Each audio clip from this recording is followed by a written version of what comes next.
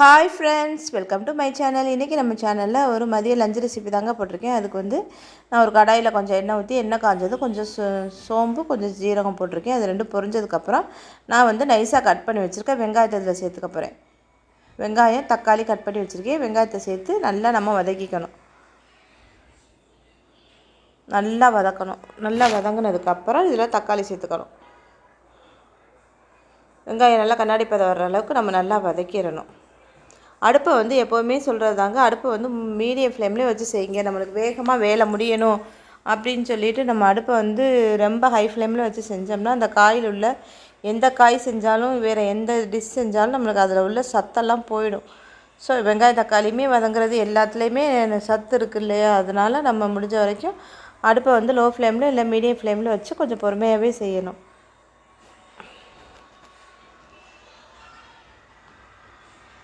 என்றைக்கோ ஒரு நாள் நம்ம வேலை இருக்குது அப்படின்னு ஒரு அவசரமாக செய்கிறோம் அப்படின்னா ஓகே, ஒரு அவசரத்துக்கு. ஏன்னா எப்போவுமே இப்போ டக்கு டக்குன்னு சமைச்சு முடிச்சுக்கிட்டு கடமைக்கு செஞ்சு வச்சுட்டு போய் இருக்கணும்னு அவசியம் இல்லைல்ல. கொஞ்சம் அடுப்பை நம்ம மீடியம் ஃப்ளேமில் வச்சு நல்லா பொறுமையாகவே வெங்காயம் வதங்கினோன்னா தக்காளி வதங்கி அந்த மாதிரி 1 by 1 நம்ம நல்லா பொறுமையாக வதக்கி கொடுக்கணும். பக்கத்து அடுப்பில் வாழைக்காய் வறுத்துட்ருக்கேன்னா இது என்ன காய் சொல்லுங்கள் பார்க்கலாம். பாகற்காயை தான் நான் இந்த மாதிரி நைஸாக கட் பண்ணியிருக்கேன். இதை நம்ம இப்போ வெங்காயம் தக்காளி நல்லா வதங்கினதுக்கப்புறம் பாகற்காயை நம்ம இதில் சேர்த்துக்கலாம்.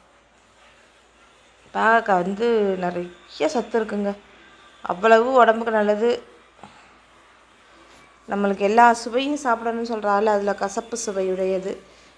நம்ம எப்போ வாரத்தில் சாப்பிட முடியலைன்னா கூட மாதத்தில் ஒரு தடமாவது நம்ம இதை சாப்பிட்லாம்.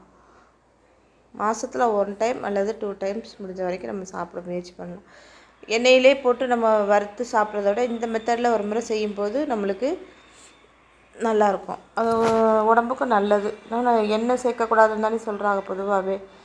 சின்ன குழந்தைகளுக்கு ஓகே, பெரியவங்க இருக்கிற வீட்டிலலாம் எண்ணெய் சேர்க்காமல் செய்யும்போது இந்த மாதிரி நம்ம பாகற்காய் செஞ்சு சாப்பிட்டோம்னா செம்மையாக இருக்கும் டேஸ்ட்டு.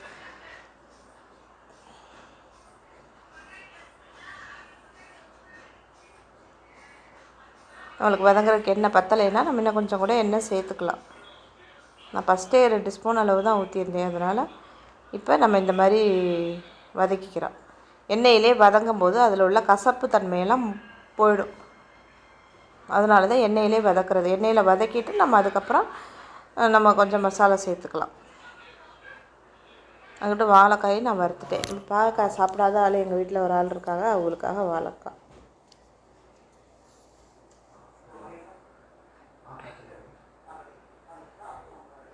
நல்லா நம்ம அடுப்பை மீடியம் ஃப்ளேமில் வச்சு ஒரு 10லேருந்து 15 நிமிஷம் நல்லா நம்ம வதக்கி கொடுக்கணும்.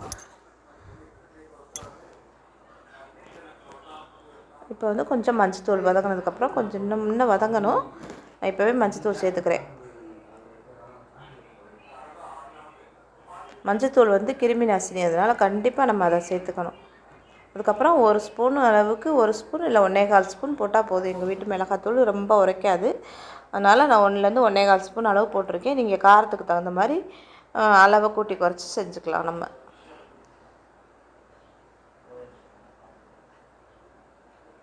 மஞ்சத்தூள் மிளகாத்தூள் போட்டதுக்கப்புறம் நல்லா எல்லா இடத்துலையும் படுற மாதிரி நல்லா மிக்ஸ் பண்ணி கொடுக்கணும். மிக்ஸ் பண்ணிவிட்டு நம்ம தேவைப்படும் போது தண்ணி பாருங்கள். இல்லை அப்படின்னா கொஞ்சமாக தண்ணி நம்ம தெளித்து கூட வேக வைக்கலாம். இல்லைன்னா ஒரு 1/4 டம்ளர் 1/2 டம்ளர் தண்ணி ஊற்றி வேக வைக்கணும். காய் வேகணும் இல்லையா? அதனால் கொஞ்சம் தண்ணி ஊற்றி தான் நம்ம வேக வைக்க போகிறோம். அதுக்கு முன்னாடி நம்ம வந்து இந்த எல்லா இடத்துலையும் இந்த மசாலாலாம் ஒன்று சேர்ந்து வர்ற மாதிரி நம்ம நல்லா கிளறி விட்டுறணும். அதுக்கப்புறம் தான் நம்ம வந்து தண்ணி தெளித்தாவது இல்லை தண்ணி ஊற்றியாவது நம்ம வேக வச்சுக்கலாம். இதுக்கு தேவையான உப்பு நம்ம இந்த இடத்துல சேர்த்துக்கலாம். ஒரு 1.5 ஸ்பூன் அளவுக்கு நான் உப்பு சின்ன ஸ்பூனில் தான் போடுறேன். ஒரு 1.5 ஸ்பூன் அளவுக்கு நம்ம உப்பு சேர்த்துக்கலாம். எங்களோட கிச்சன் வந்து ரொம்ப சின்னமாக இருக்குமா, அதனால் அங்கிட்டு தான் பக்கத்தில் சோறு கவுத்துருக்கேன். சோறு வந்து நாங்கள் எப்போவுமே குக்கரில் எல்லாம் வைக்கிறதே இல்லை, இப்போ பானையில் தான் வடிக்கிறது. அதே மாதிரி அடுப்புமே 2 அடுப்பு உள்ளது தான். நான் இப்போ உள்ள மாடல்லாம் எதுவும் வாங்கலை. ஸோ அதனால் 2 அடுப்பில் தான் வேலை பார்க்கணும். எத்தனை வெரைட்டி வச்சாலும் 2 அடுப்பு தான். இப்போ பாருங்கள், முதல்ல எவ்வளோ இருந்தது பாவக்காய் வந்து இப்போ அதனோட குவான்டிட்டி கொஞ்சம் குறைஞ்சிருச்சு பாருங்கள். இப்போ நான் வந்து ஒரு அரை டம்ளர்லேருந்து 3/4 டம்ளர் அளவுக்கு தண்ணி சேர்த்துருக்கேன். அவ்வளோதான் சேர்த்துருக்கேன். இப்போ இதை வந்து நல்லா மிக்ஸ் பண்ணி விட்டுட்டு நம்ம ஒரு மூடி போட்டு மூடி வேக விட்டுறணும். வேக விடும்போது இடையில நம்ம வந்து திறந்து விட்டு கிண்டி விட்டுக்கிட்டே இருக்கணும். நம்மளுக்கு அது வெந்து வந்தால் தான் செமையாக இருக்கும். அதோட கசப்பு தன்மையெல்லாம் போய் பாவக்காய் சாப்பிட அவ்வளோ ஒரு டேஸ்ட்டாக இருக்கும்.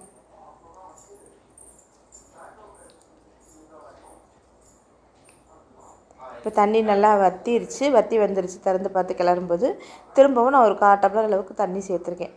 ஏன்னா அடி பிடிக்கக்கூடாது இல்லையா, அதனால் நம்ம கொஞ்சம் தண்ணி சேர்த்துருக்கேன். முதல்ல இருந்ததுக்கு இப்போ பாருங்கள் 3ல் 1 பங்காயிடுச்சு. சேர்க்கும்போது பாத்திரம் நிரம்ப இருந்தது, அதுக்கப்புறம் கொஞ்சம் குறைஞ்சி இப்போ கொஞ்சம் குறைஞ்சிருச்சு. இப்போ இதில் காரம் உப்பு எல்லாமே இருக்குது. நம்ம இதில் வந்து தேங்காய் சேர்த்துக்க போகிறோம். தேங்காய் வந்து அதோட கொஞ்சம் ஜீரகம் மட்டும் போட்டு மிக்சியில் வந்து நம்ம வந்து தண்ணி எதுவும் ஊற்றாமல் சும்மா ஒரு ஓட்டு பல்ஸில் போட்டு நம்ம இதில் சேர்த்துக்க போகிறோம். தேங்காய் சேர்க்கும் போது தான் இதனோட டேஸ்ட்டு அப்படி சூப்பராக இருக்கும். இனிப்பு சுவை இல்லையா, தேங்காய் கொஞ்சம் இனிக்கும். இது வந்து கசக்கும். நம்ம உரப்பு சேர்த்துருக்கோம். புளிப்புக்கு தக்காளி எல்லாமே இதில் இருக்குங்கிற மாதிரி உப்பு அறுசுவை இருக்கிற மாதிரி துவர்ப்பு மட்டும் இதில் கொஞ்சம் துவர்ப்பு இருக்க தான் செய்யும். ஸோ அந்த மாதிரி நம்ம செய்யும்போது இந்த பார்க்க முட்டை பொரியல் மாதிரி இருக்கா பார்க்குறதுக்கு, சாப்பிட்றதுக்கும் நல்லாயிருக்கும். நம்ம வந்து சாம்பார் சாதத்துக்குமே நல்லாயிருக்கும். ரசம் வச்சு இதை சாப்பிட்லாம். புளிக்குழம்புக்கு இது செமையாக இருக்கும் காம்பினேஷன். ஒரு வத்த குழம்பு ஏதாவது வச்சுட்டு நம்ம சாப்பிடும்போது சூப்பராக இருக்கும். கடைசியில் கருவேப்பிலை தூவி நம்ம அடுப்பை ஆஃப் பண்ணிட வேண்டியதுதான். சூப்பரான பாகற்காய் பொரியல்னு தான் சொல்லணும். இது வந்து உரப்பு போட்டிருக்கோம், மசாலா போட்டு தேங்காயும் போட்டிருக்கோம். ஸோ இதுக்கு எப்படி பேர் வைக்கலாமோ அப்படி வேணால் வச்சுக்கலாம். தேங்காய் துருவன அதே பாத்திரத்தில் எடுத்து வச்சிட்டேன். பாருங்கள், சூப்பரான பாகற்காய் பொரியல் ரெடி ஆயிடுச்சு. நீங்களும் இதே மாதிரி செஞ்சு பார்த்துட்டு எப்படி இருந்துச்சு சொல்லுங்கள். தேங்க்யூ.